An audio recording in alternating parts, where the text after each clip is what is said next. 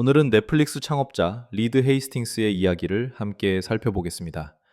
많은 분들이 넷플릭스를 떠올리면 화려한 콘텐츠 제공, 세계적인 스트리밍 플랫폼, 그리고 혁신적인 기업 문화를 먼저 생각합니다. 하지만 그 눈부신 결과 뒤에는 익숙한 성공을 스스로 무너뜨릴 줄 알았던 한 창업자의 불편하고도 냉정한 선택이 있었습니다. 오늘 이야기는 단순한 성공담이 아니라 무엇을 지켜야 하고 무엇을 버려야 하는가를 끝까지 고민했던 한 사람의 생존 전략에 관한 이야기입니다. 리드 헤이스팅스는 대학 졸업 후 곧바로 안정된 길만 걸었던 사람이 아니었습니다. 그는 1983년 보든대를 졸업한 뒤 평화봉사단에 참여해 당시 스와질랜드, 현재의 에스와티니에서 고등학교 수학교사로 일했고 이후 스탠퍼드대에서 컴퓨터공학 석사 학위를 받았습니다. 그는 훗날 주머니에 10달러만 넣고 아프리카를 히치하이킹했던 경험에 비하면 사업을 시작하는 일은 그리 겁나지 않았다는 취지로 회고했는데 이 말은 그의 사업가적 성향을 가장 잘 보여주는 장면처럼 남아 있습니다.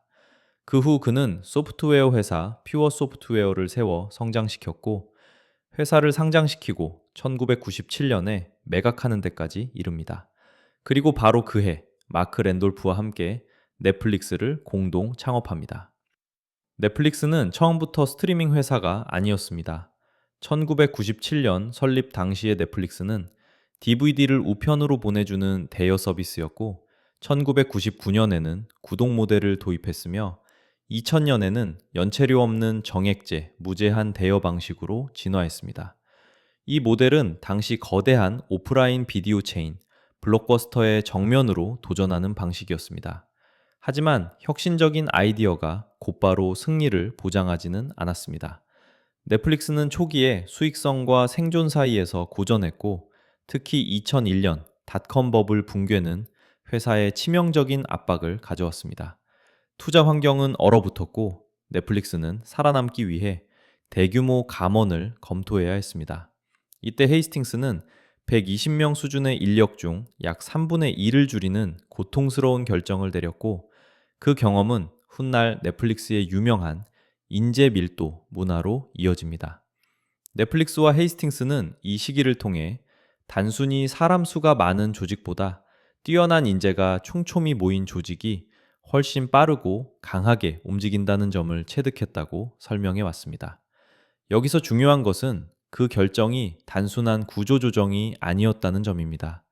남겨진 사람들이 더 위축될 수도 있었고 회사 전체가 무너질 수도 있었습니다. 그런데 헤이스팅스가 나중에 돌아본 바에 따르면 정반대의 일이 벌어졌습니다. 조직은 더 민첩해졌고 아이디어는 더 많이 나오기 시작했으며 불필요한 절차는 줄어들었습니다. 넷플릭스가 훗날 규칙보다 맥락, 통제보다 책임을 강조하는 독특한 기업 문화를 내세우게 된 배경에는 바로 이 시기에 충격이 자리하고 있었습니다. 이 문화는 나중에 노 룰스, 룰스를 통해 더욱 널리 알려지게 됩니다. 그러나 리드 헤이스팅스의 진짜 대담함은 사람만 정리한 데 있지 않았습니다. 더 어려운 결단은 회사를 성공으로 이끌었던 핵심 사업을 스스로 흔들어 버린 데 있었습니다. 넷플릭스는 DVD 우편 대여로 성장한 회사였지만 헤이스팅스는 그 성공에 안주하지 않았습니다. 넷플릭스는 2007년 스트리밍 서비스를 도입했고 이후 중심축을 점차 디스크에서 온라인 시청으로 옮겨갑니다. 당시만 해도 보유 컨텐츠 수나 기술적 기반은 충분하지 않았지만 그는 DVD만 붙들고 있다가는 회사 전체가 함께 무너질 수 있다고 봤습니다.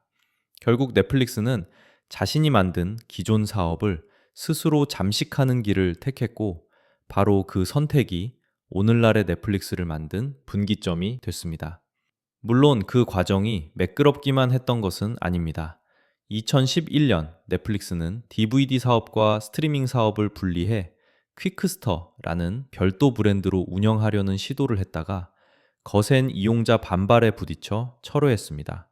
고객들은 두 개의 사이트와 계정으로 나뉘는 복잡함에 불만을 터뜨렸고 결국 헤이스팅스는 한 발 물러섰습니다. 이 장면은 그가 늘 옳았다는 증거가 아니라 크게 베팅하되 시장의 반응 앞에서는 수정할 줄도 알았다는 증거에 가깝습니다. 혁신은 직선으로 완성되지 않고 때로는 후퇴를 인정하는 유연함 속에서 살아남는다는 사실을 보여준 사례였습니다. 이후 넷플릭스는 스트리밍을 넘어 오리지널 콘텐츠 제작에 본격적으로 뛰어들었고 단순한 유통 플랫폼이 아니라 콘텐츠 제국으로 변신했습니다.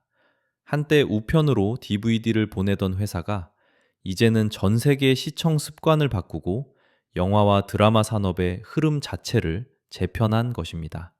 헤이스팅스가 보여준 핵심은 잘하는 것을 오래 붙드는 능력이 아니라 잘 되던 것을 버려야 할 순간을 알아보는 능력이었습니다. 그래서 리드 헤이스팅스의 이야기는 단지 넷플릭스의 성공기가 아닙니다. 그것은 사람에 대한 냉정한 판단, 사업에 대한 비정한 자기부정, 그리고 미래를 위해 현재의 안락함을 포기하는 용기에 대한 이야기입니다. 많은 사람들은 공격은 잘하지만 정리와 포기는 잘하지 못합니다. 그러나 헤이스팅스는 조직이든 사업이든 지금까지 함께 해온 익숙한 것과 결별할 수 있어야 다음 단계가 열린다는 점을 보여주었습니다. 그리고 바로 그 지점에서 넷플릭스는 평범한 성공 기업이 아니라 시대를 바꾼 기업으로 넘어갔습니다. 리드 헤이스팅스는 우리에게 이런 질문을 남깁니다. 지금 내 성공을 지탱하고 있는 것이 과연 미래까지 지켜줄 무기인가? 혹은 언젠가 나를 멈추게 할 족쇄가 될 것인가? 넷플릭스의 역사는 화려한 확장의 역사이기 전에 스스로를 부수는 고통을 감수한 결단의 역사였습니다.